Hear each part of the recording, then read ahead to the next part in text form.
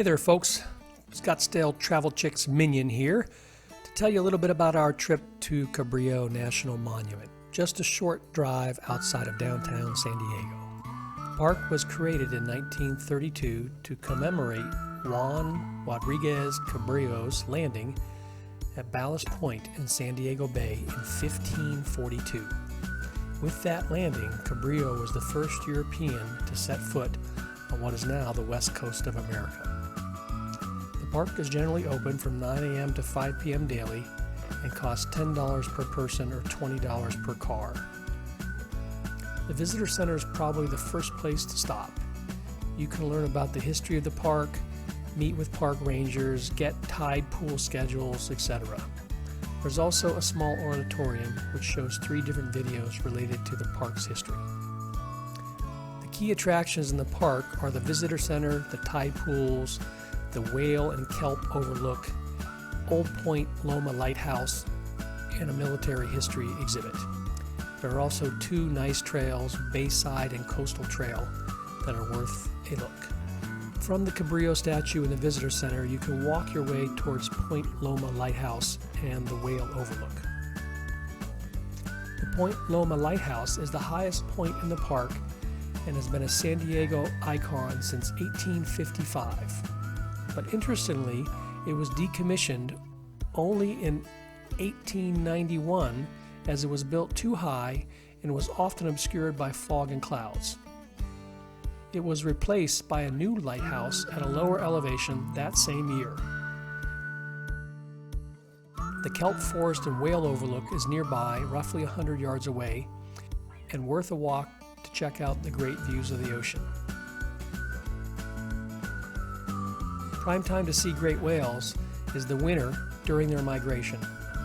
The peak is in mid-January. Also nearby is the military history exhibit. Not much to see, but a couple of interesting signs to read. In fact, in 1899, Fort Rosecrans was created, and military installations have been a part of the peninsula ever since. Quite a number of old World War II military installations remain throughout the park.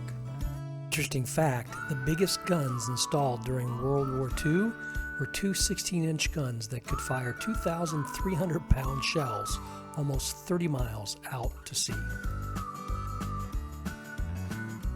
There are 2 primary hiking trails, Bayside Trail and Coastal Trail. We walked both.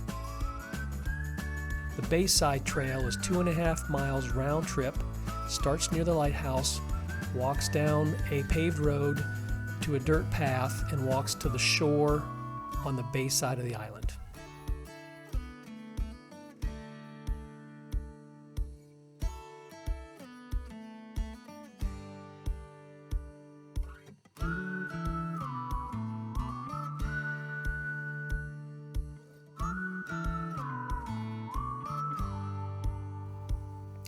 The tide pools are in a separate area and can only be reached by road down to a couple of parking lots.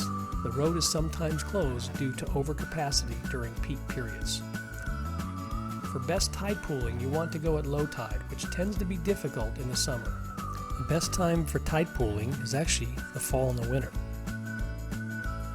The Coastal Trail is a 1-mile round-trip trail, but has a couple of short, steep slopes and runs between the 2 parking lots near the tide pools on the ocean side of the peninsula.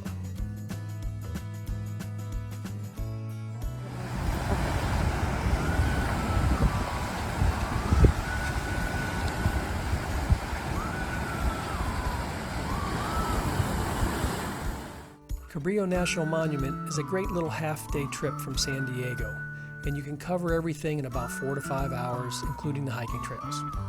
Why not try it and make a day of it? The Scottsdale Travel Chick says you better do it, or else. Until next time, see you later.